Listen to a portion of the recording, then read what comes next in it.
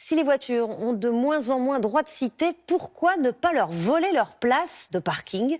À Paris, 4000 logements devraient bientôt être construits dans d'anciens garages. Un filon pour les constructeurs ou les bailleurs sociaux. 2 millions de mètres carrés sont disponibles au cœur de la capitale. L'enquête de Valérie Heurtel et Mathieu Régnier. Imaginez votre garage transformé en résidence.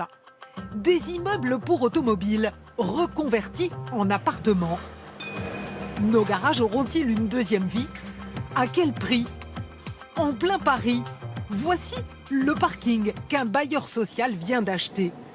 12 000 mètres carrés au cœur du 11e arrondissement. Visite de chantier ce jour-là. L'acheteur a craqué pour cette immense verrière. C'est une pépite.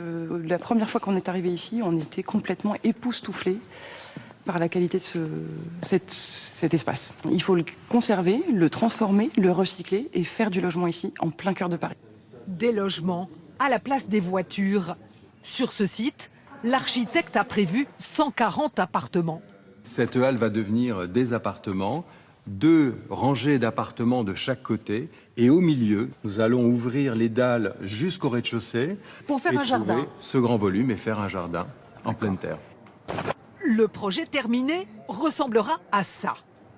Dans l'autre aile du parking, plus classique, il va falloir ruser.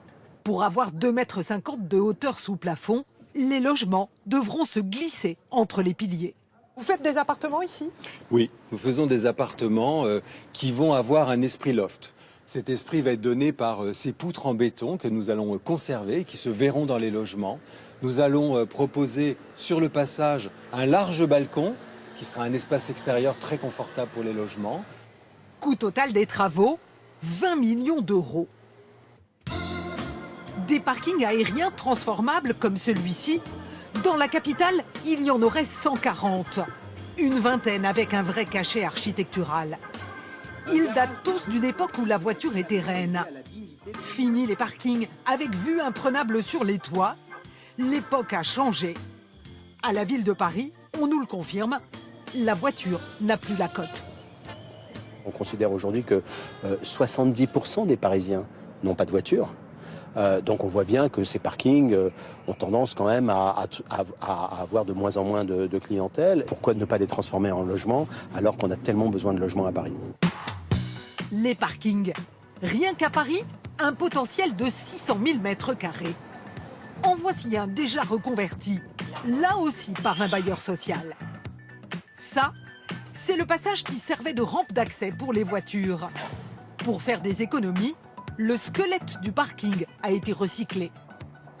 On s'affranchit totalement de la démolition, de la reconstruction des fondations, la reconstruction de la structure, et ça nous permet d'avoir beaucoup moins de déchets dans notre processus de construction.